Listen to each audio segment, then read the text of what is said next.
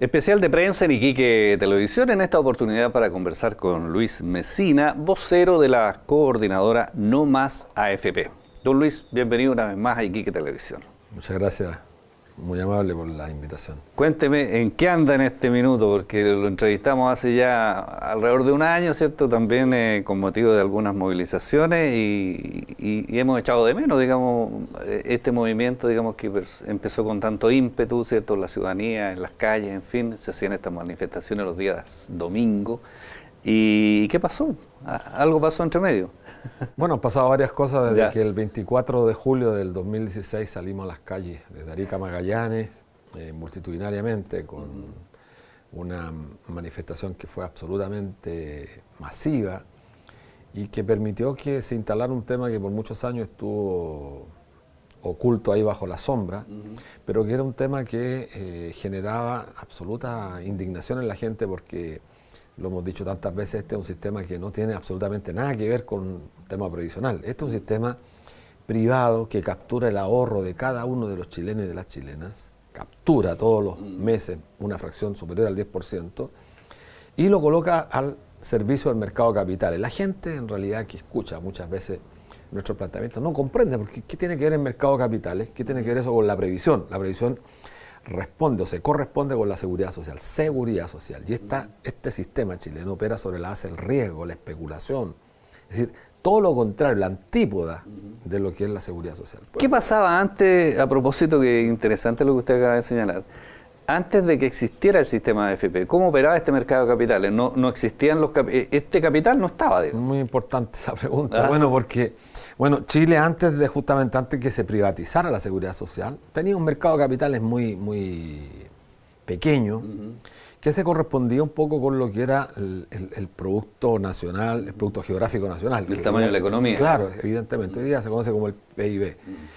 Y por lo tanto había un mercado de capitales que se constituía a partir de el ahorro que generaban las personas en lo que los bancos, que eran las instituciones de mayor intermediación, capturaban de los ahorrantes y eso generaba el mercado de capital. Habían también, por supuesto, inversiones de grandes empresarios. Y es bueno tomar este punto, ¿cierto? Porque cuando se habla o se defiende el sistema, se señala que efectivamente este es una bolsa de dinero bastante grande, ¿cierto? Que tiene miles de millones de dólares. ¿Y qué ocurriría eventualmente si esto de un día para otro dejara de existir? Se acabó el capital. Claro, es muy difícil imaginarse que podría de la noche a la mañana desaparecer este mercado de capital. Son 216.000 millones de dólares, algo así como el 81, 82% equivalente al producto geográfico, al producto nacional. Es una cantidad sideral de recursos, 216.000 millones de dólares. No puede desaparecer de la noche a la mañana porque más del 40% de este ahorro está invertido fuera del país, mayoritariamente en Estados Unidos. Más del 40%. Estamos hablando de más de 80.000 millones de dólares. 80.000 millones fuera del país. Fuera del país, una gran parte de eso invertido en los Estados Unidos, en bonos de deuda, acciones, y otra parte en Europa y en Japón, mayoritariamente. Por lo tanto, no se podrían trasladar. En teoría, digamos, este ejercicio no puede ocurrir. No opera, porque usted no puede traer todos esos capitales. Un país tan pequeño como el nuestro no soporta una inversión tan grande. Piense usted que cuando estamos hablando de inversiones grandes hablamos de 1.000 millones de dólares. Sí, claro. El ferrocarril, solamente para la gente que nos escucha, el tren rápido de Santiago a Valparaíso, que ya hay un anteproyecto ahí, que se va a demorar, dicen 40 minutos entre Santiago y Valparaíso, 120 kilómetros. Tiene un costo, para que la gente tenga una idea, de 1.600 millones de dólares aproximadamente. Y estamos hablando de 216.000 millones. O sea, podríamos tener un país bastante... Más de 180 trenes rápidos para que la gente tenga en mente. Se podrían resolver hartos problemas con esos dineros. Un hospital de primera complejidad, de alta complejidad, como son los hospitales regionales, su costo oscila entre 700, 900 millones de dólares.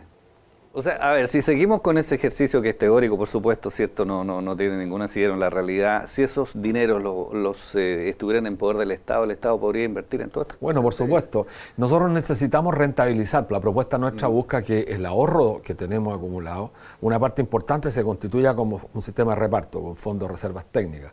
La gente probablemente no entiende, pero este fondo de reservas técnicas consiste fundamentalmente en tener ese ahorro y eso rentabilizarlo, con un enfoque diametralmente opuesto a lo que ocurre hoy día en Chile.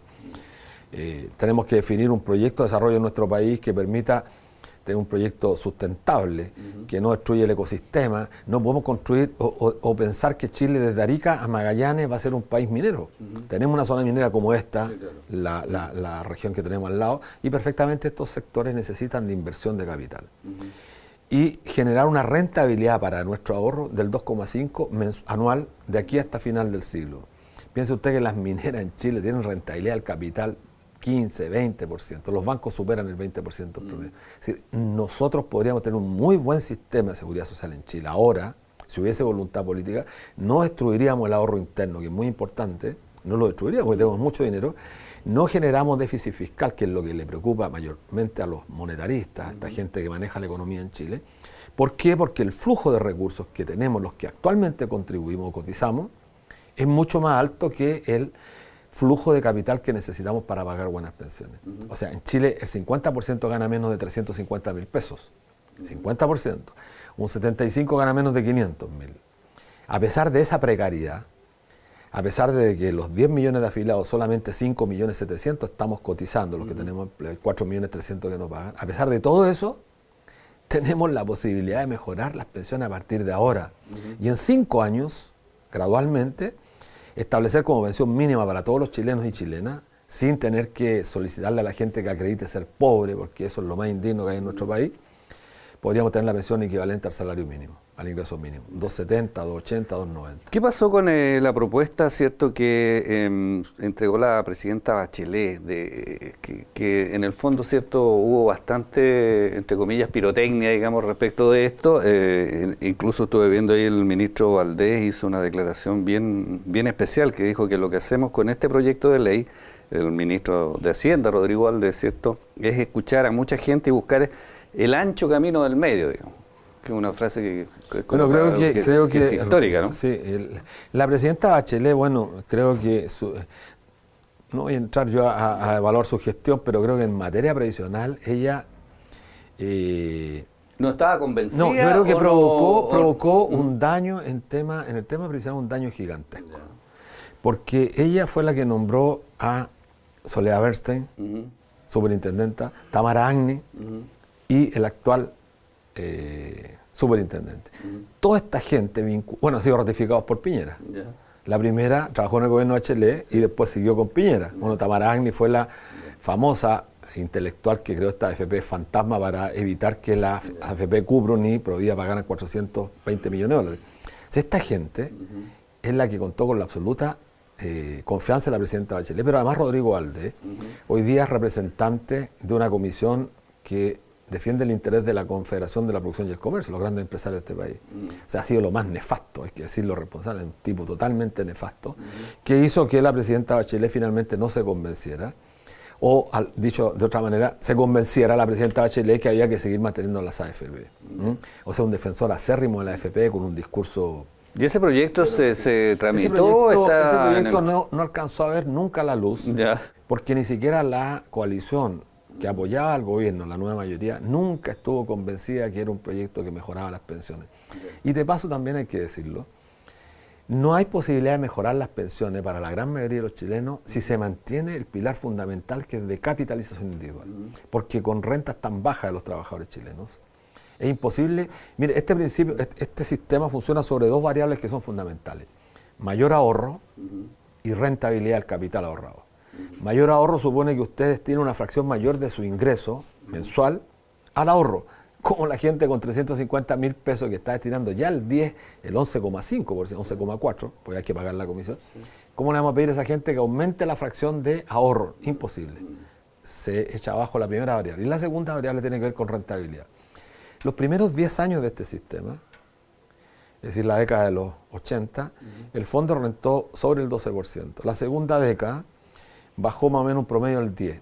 La tercera década, 5%, un poquito más del 5%. Estamos en la cuarta década, el 20 se cumple la cuarta década, pues estamos en 37 años. ¿Cuánto es la rentabilidad? Este año estamos en rentabilidad por debajo del 2%. Entonces viene cayendo, pero... ¿Y qué pasa con este...? Y cayendo la rentabilidad, perdón, el fondo acumulado va a tener un deterioro fundamental, entonces solamente un 3% de la población va a poder acumular recursos suficientes para hacer frente a una pensión. ¿Qué pasa con la reforma, cierto, que anunció el ministro del Trabajo, Nicolás Mont, que dice pilar solidario, aumento de cotización, en fin? ¿Ustedes tampoco, digamos, están de acuerdo con esto? Es que ese es el mismo discurso con un lenguaje un poquito distinto que tenían los ministros anteriores. Es decir, aumento del pilar solidario. ¿Un 40%? Sí, dice. ¿qué significa eso? Que primero hay que preguntarse dónde salen los recursos. Claro, ¿de dónde sale la plata? El pilar básico atiende a los sectores más pobres del país. Entonces aumentan el pilar básico recurriendo a impuestos generales. ¿Cuál es el impuesto más regresivo? El IVA, que es el que más aporta o el que mayor contribuye al erario nacional, casi 42, 43%. Entonces quieren seguir tomando recursos públicos para focalizarlo en los sectores más pobres y los sectores medios. Pero eso no resuelve el problema de fondo. Un 42%, pero ¿sobre qué monto estamos hablando? Pensiones de 100.000 pesos promedio. Claro, una pensión de 100.000 pesos que tenga un incremento del 40%, efectivamente es un porcentaje importante. Pero eso no resuelve. Son 140 lucas en vez de 100, digamos. Estamos un 60% por debajo del ingreso mínimo y un 40% bajo la línea de pobreza. Entonces no se resuelve el problema de los chilenos. Y este 4% de puntos en incremento en la cotización a cargo del empleador. Claro, ese 4%, Piñera lo ha dicho claramente, a las cuentas individuales, a la capitalización individual. Es decir, más recursos para las AFP. Y ya hemos escuchado, hay investigaciones serias que dan cuenta que las AFP no solamente han cometido unas faltas sostenidas, se han quedado con los dineros de los trabajadores por la vía de los rezagos. ¿Qué significa esto los rezagos para que lo entiendan los chilenos que están escuchando este programa? Cada mes las AFP nos descuentan el 10%. Y los empresarios tienen que entregarle a las AFP el 10% de cada uno de los que pagamos, porque son recaudadoras además. ¿Qué hacen las AFP cuando digitan? Pueden que digitar el RUT de cada uno. Invierten el dígito verificador. Entonces, por lo tanto, el dinero llega a la AFP y como no encuentra el sujeto beneficiado, devuelve a la AFP. ¿Cuál es la AFP más fresca de todas? Provida. ¿Qué hacen con ese dinero? Lo contabilizan en una cuenta que se llama rezagos. Más de 400 millones de dólares tuvieron en rezagos. ¿Qué hacen con esa plata? Estas AFP. La fracción de humanidad de la gente. La toman, la transforman en crédito y la prestan a las grandes corporaciones financieras. Esa es que ha sido multada permanentemente. Eso es una cosa. ¿Qué otra cosa, qué otra trampa, qué otra práctica espuria hacen las AFP? Todas estas AFP, como la gran mayoría son de propiedad de las compañías de seguro, se han coludido con las comisiones médicas, compañías de seguro, las más grandes del país, para bajar la tasa de siniestralidad de las pensiones de invalidez.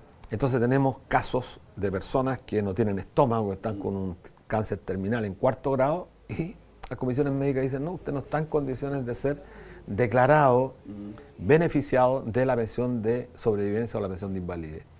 Esto lo estamos viendo a diario y por eso los documentales, los reportajes que habían hasta hace 2 años atrás, que ya no hubieron más en la televisión abierta, que demostraban que gente que llega prácticamente parapléjica a golpear las puertas de la comisión médica y los médicos, que son pagados, entre otras cosas, por la propia FP, por la asociación de FP, coludidos con el superintendente, que no juegan un rol de garantizar el ejercicio de la norma o garantizar que quienes son efectivamente los generadores de ese gran ahorro que somos los trabajadores puedan beneficiarse de los derechos que están contemplados en la norma. Entonces estamos frente a una industria que es espuria absolutamente, que captura nuestro ahorro, lo coloca al servicio de los grandes grupos económicos, se financian a un costo muy bajo y estamos recibiendo pensiones que son absolutamente miserables. ¿En qué está ahora la coordinadora Nomás AFP en este minuto? Bueno, nosotros, usted lo preguntó al comienzo, nosotros hicimos grandes y multitudinarias marchas pacíficas. ¿Vienen otras marchas o no?